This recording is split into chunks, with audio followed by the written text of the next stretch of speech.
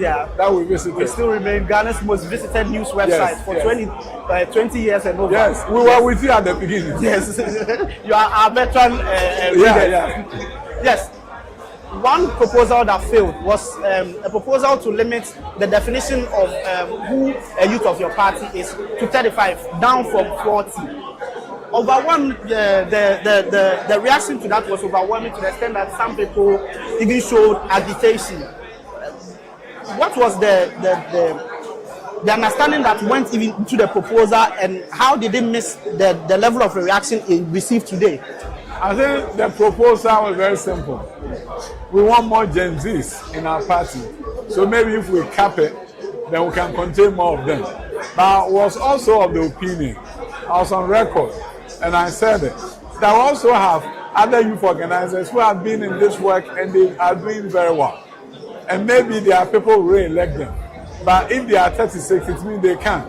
Now, what we are going to lose from that, if it passed, was the fact that we were going to lose experienced youth organizers who can organize the youth for us towards 2028. So I was of the opinion that you could have a grandfather clause to say that all those who are in and those who want to move on at age 36, allow them to move on and run again. But maybe after 5 years, this is what we are going to do. So I'm not surprised. One of the topical issues that unfortunately didn't make it to NEC is the approach on how and when to decide on who becomes the flag bearer of your party. Some call it the top-bottom and bottom-up approach. Now that is up to NEC to decide. What is your position on this? Now, what happened? Because I was in the media. I didn't hear what you said. The top-bottom approach or bottom-down approach, which is actually a decision for NEC to make. And what is your view on these issues, on when and how the party should have these elections on who becomes flag bearer? Certain things are within the authority of different organs of the party, and I respect them. The bottom line is this: I'm ready to contest as a flag bearer. Bottom up, top down, I'm ready. So finally, with everything that has happened, considering the defeat that your party suffered in the elections and the efforts that has gone so far in rebuilding the party, as a flag bearer hopeful, how positive are you about the future of the MPP? And what will be your word to every single Ghanaian or even the MPP supporter out there that is worried about the future of your party? I'll tell Ghanaians that we thank them for the opportunity to serve. I, Dr. Osaidichum, I'm grateful to the people of Ghana. And even after service, when you see on the streets, people walk up to you and say, Minister, we are grateful for the work that you did for Ghana. I attended a funeral about 3 months ago at Dumpa on Ofe. And at the church, a Methodist church, when the pastor was introducing me, he said, Dr. Aduchu, we know your government is no longer in power, but we are grateful to you for STEM education. Ghana will never forget you. I mean, that is heartwarming. It's emotional when people tell you that we appreciate what you've done. So to me, the most important thing is that we came into this space. We did our very best. And Ghana will always remember Dr. Aduchu for the work that I did. We may not have done everything right, but we did some things right. And I believe that with time, in due course, Ghanaians will know that Dr. Aduchu came, the government came, we did some good things. There was this media guy who sent me an audio of a discussion that took place on a car that was traveling from Enche to Asankregwa. On that car, there was an argument. People were arguing whether they would vote or not to vote. Majority of the people in the car said they were not voting, except the driver. And the driver said, I'm going to vote because of Dr. Aduchu. He's done a great job, and I don't want him to leave this work. So, at the end of the day, it's all about what we're able to do. The rest, in due time, the people of Ghana will know that there are certain things we did right, and certain things we can do right, they will give us another opportunity. Thank you so much. Thank you for coming, Honorable. Thank you very much. So that was Honorable Dr. Yao Osei Edutu, former Education Minister and Flagbearer of the New Patriotic Party. He remains positive about the prospects of the party, and he's also confirmed his decision to contest the party's Flagbearer race. He is one of the few names that has come up. You have the names, the likes of Dr. Mohamed Bawumia, the 2024 presidential candidate, who received overwhelming endorsements from the conference today when his name was mentioned. And in his speech, he actually took some direction at the current government, including asking that the government takes prosecutorial action against some people who committed the recent Ablekuma North violence, and that if the government fails to do, he be very hopeful of becoming the next president of Ghana. You take that action. You heard the vice president's speech. What do you make of that? Well, I think that today, largely because of the group of persons who are here, the MPP, I want to believe that his message was timely. It was encouraging. I mean, for the greater MPP family, from all the things that the former vice president actually said, I think it just puts them right on track. As they say, they are rebuilding. I think that, yes, this is the kind of message we're expecting. And being the most senior person in that regard. They call him the most marketed. Thank you. So, I mean, the most marketed, having come here and the kind of address he delivered. I mean, take note that even before he went up there, this whole place was roaring. Just roaring for him. And it tells you how much they admire him. And I think that he didn't let them down with his address. I don't need to go into the nitty-gritties of what he said, because all of that is out there. But I think that it's quite encouraging. Specifically, he said he called on the current government to take action on the recent Ablekuma North elections, where we witnessed some violence even against our own colleagues, journalists suffered. But if we are to look at it from the MPP's point, former member of parliament for Kaswa, Hawakunsi, was brutally assaulted. Dr. Bawumia is saying that if the current government fails to take prosecutorial action, he will. I mean, he being very hopeful that maybe he will win Flagbearer and he will take action. Well, I think that as well was well said. I believe that the president of Ghana should have spoken about this thing by now. It doesn't speak well of a government that came into power with such goodwill. This is a party that won overwhelmingly. People had so much confidence in them. I don't think that people were expecting that as they had come to power, then they would start exacting some of these things. Of course, we can't directly pinpoint the NDC for the violence that happened at Ablekuma North, but you know they're the biggest beneficiaries from that elections. So it would just be appropriate, especially when many of the other big names have spoken. I mean, the former MPP vice president himself has spoken. We've had Akufo-Addo condemn it. We've had many senior people, even from the NDC themselves, condemn this. I mean, as our president, the father of the nation, obviously should have spoken by now. More so when this was an attack on a woman, and then also when we had media personnel like us. Well, we had colleagues who came back. They weren't captured on camera, but running away. One of our colleagues, Mandy, was running away from the pelting of stones and went to bump into something. Yeah, I mean, we didn't report it, but I mean, it was some of those dangers. And these are things that we should encourage. I think that it's a low for me, if you ask me, that the sitting president, John Mahama, has not said anything about this till now. But to bring you on the main object of all of today, the proposal, 56 in total, 2 out, meaning 54 passes. Specifically on the proposal to limit the definition of youth in the MPP to 35. It failed, so it still remains at 40. What do you have to on It's that? interesting. You see, we're in an age of Gen Zs, the young people. Many young people are doing amazing stuff. And look at the age brackets. The UN definition of a youth is from 18 years to the ages of 35.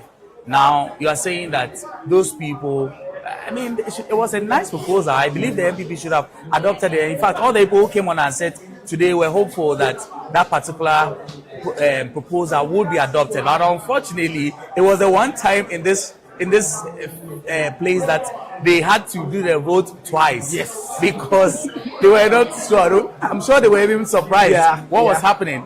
Did we actually hear a nay for the first time when they started from number one? This was around the 50 something. Yeah. And so they had to take it a second time, and overwhelmingly it happened. Like so. I believe that if it had passed, it would have been a huge endorsement of the fact that this world is driven by young people 18 to 35. You'll be amazed if they are really endorsed this. You'll see people as young as 20 years who will be leading in the party in that respect. But again, it's their decision to make, and the for NDC me, has made I that. see it to be a clash between reality and culture, kind of. Because, like you mentioned, if you refer to some jurisdictions, the definition of youth, the bar seems to be very lower. Yes. But we live in a country where we push everything to say life begins at 40. So, I mean, by every standard, we have already culturally raise the bar to 40. So the MPP probably, like you said, could have forced to set a pace. And probably from there going forward, it would have brought the standard down until it would have then become a norm. But I mean, it's still okay. I mean, it's just a 5-year gap between the 35 and 40. Presently, they have it at 40. So I think that maybe in future, as they hope to have more and more reforms in the party, then they'll have more of those. The other proposal that was rejected, it has to be with, the idea is that currently, if they are having elections at the constituency level or the polling stage electoral area level, they select among themselves. The chairman is more or less responsible for organizing the election. For somebody being affected by a decision, also being in charge on how the process is conducted, the party felt that at any point in time, they will bring an external. The regional executives will elect probably independent people to come and supervise. For whatever reason, Congress decided that no, we still want us. But you see, this issue brings up the issue of mafia, because I was having the guest who just left confirmed that look, you can have a situation where somebody will decide that I, my family, and other people will sit and vote for myself or vote for a preferred candidate. So why then does council decide that Congress decide that yes, they will vote against this proposal? Let's just also agree that the two proposals that were voted against are a little contentious and controversial in the sense, because you see this matter of having the constituency or regional chairpersons unable to adjudicate over their own situations and having, it's a lot of things. People, you see, power is sweet and power is something people would like to hold on to. Otherwise, the MPP will not be here today doing this conference at this time, trying to adopt new proposals, because in the past 8 years, they enjoyed power until it was taken away from them in the most ruthless way, unexpected. You see it. So anyone like that would not be so. And these people who came here, most of the delegates are leaders in their own respect. You can imagine that's the smallest leverage. Exactly. So taking that away from them, I didn't see it happening, and I'm not too surprised. Every other proposal in there which they have adopted, well, like I say, it's for the MPP party, it's for their progress. If collectively they have agreed that it is something they should go with, well, we wish them well. It's early days, as I say, because we are still in the first year of a new government. I will see how it goes for all of them. Well, from today, the National Executive Council, which is actually the body that will decide on the most, I don't know how to put it, but what we are all looking out for, when and how the party will conduct its Flagbearer elections. That is for the National Executive Council to decide. And so from now, that is where all eyes will be. What do you anticipate will be the process for all of this for the National Executive Council arriving at an actual decision on this contentious matter? That's a tough one. Well, you see, in all of this, I'm still thinking about the NPP as a party.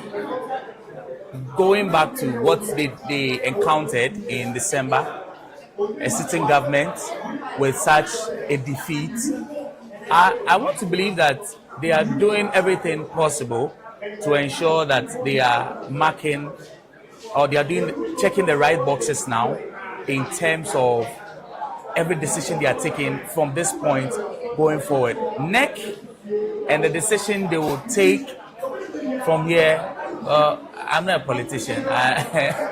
I'm finding it difficult to actually give them a response, but I want to believe that again they will do what is collectively in the interest of their party people. And let's see. I am just looking forward to how the party actually comes out in the next election, barring any hurdles and anything that will put them even further down. Yeah, I'm really looking forward to what the young people will present to Ghanaians and who they'll present. Remember that in January of 2026, the party is going to elect their flag bearer, and that's where the whole thing is going to start. That is actually a proposal at this point. You are trying to make that point. That is what NEC is yet to decide on.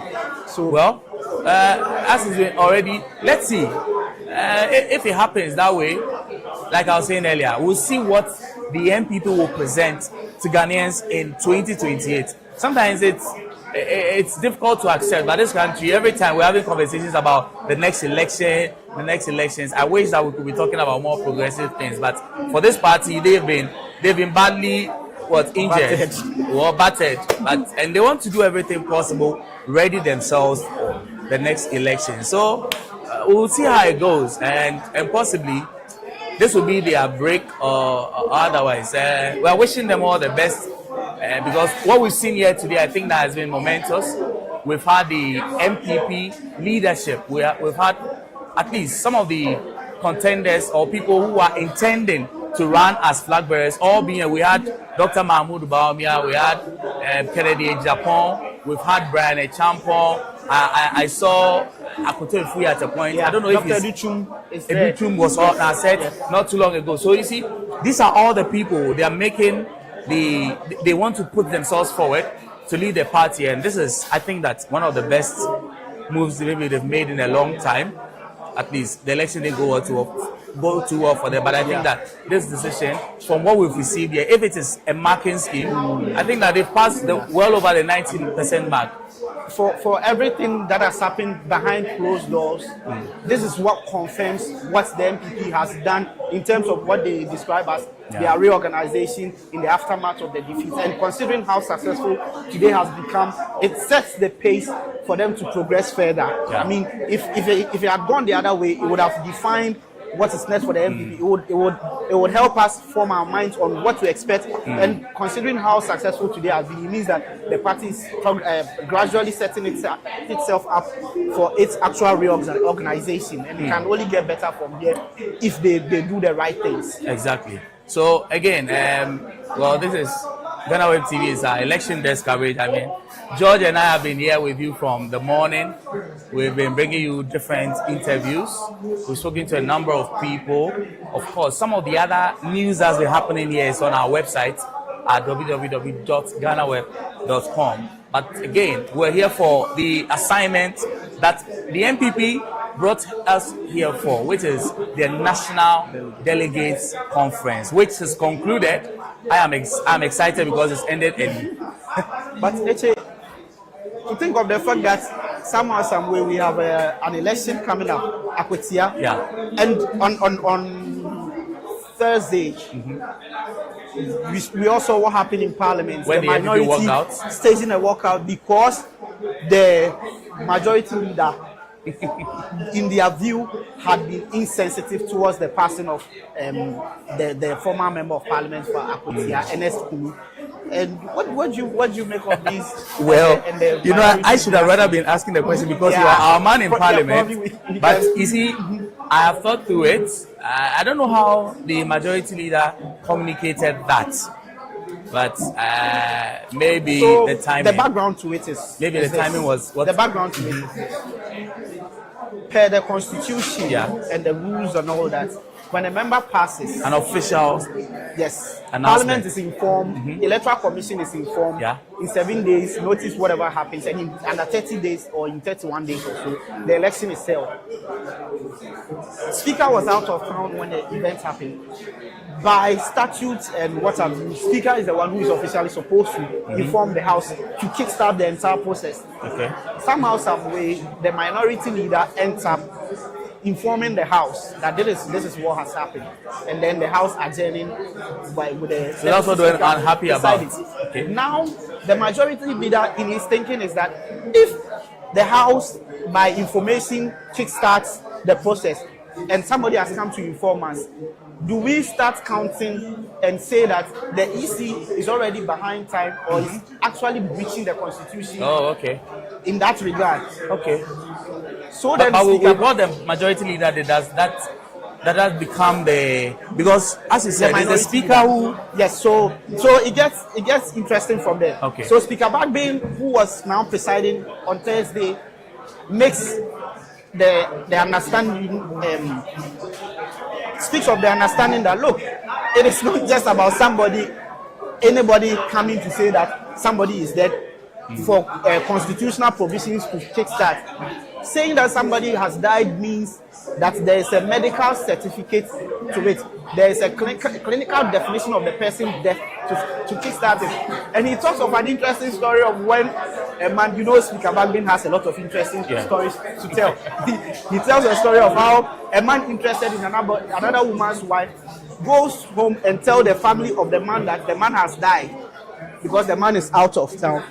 And the man's family goes ahead to organize funeral and everything for him to end up marrying the man's wife, and then later the man shows up. I mean, what the speaker is trying to say that there's some defined standard in when you say that somebody has died. So by virtue of the minority leader's announcement cannot be the standard to say that they are behind time or even the Constitution is being breached at the moment. So that there's the proper channel for everything to happen, and he expects that will happen. And so beyond that, then the majority leader says, but then we as leaders of Parliament, including myself, people from both sides, walked to the family house. They told us that, true, he has died, and this and this and this and this is what killed him. And then the majority leader and told he still inquired from Speaker that, Speaker, if that is the case, then what happens? But then Speaker still insists that no, there still has to be a process, and it is not just anybody at all that can go ahead and a seat vacant. And in the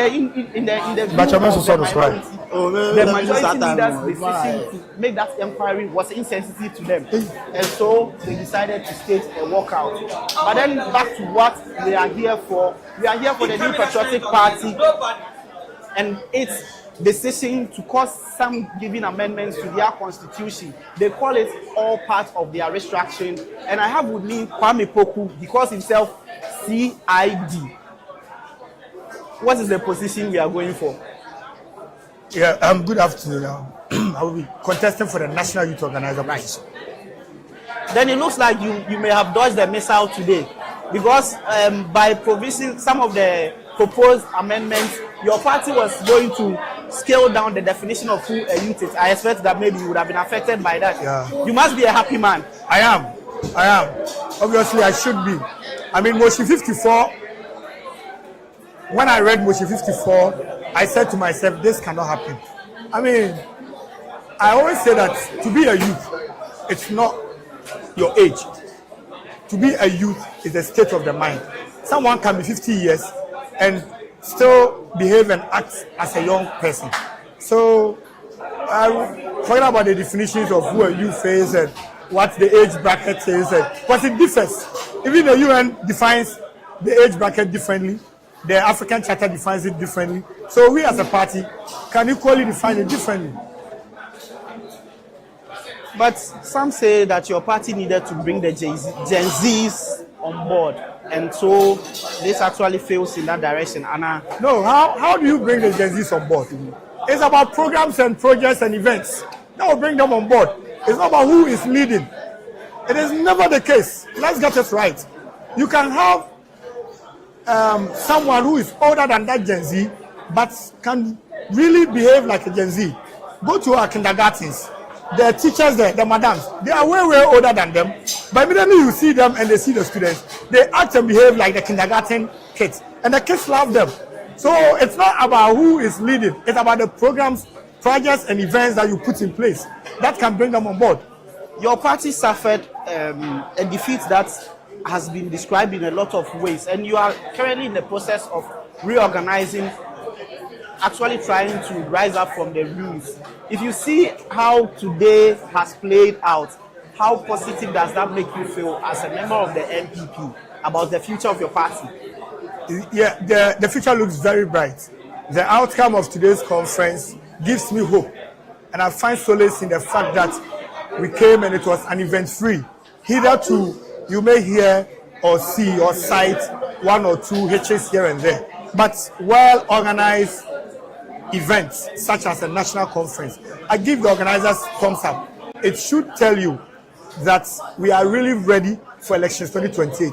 It is part of the reorganization and rebuilding process, because election is not an event, it's a process. And so whatever you do today, election 2028 began on December 8, 2024. I'm telling you, the day you lose election, the next day, the next election starts, because you need to work, put plans in place so that moving forward, it will inure to your benefits. So it's not an event. Whatever happens today will be to the success of our elections 2024.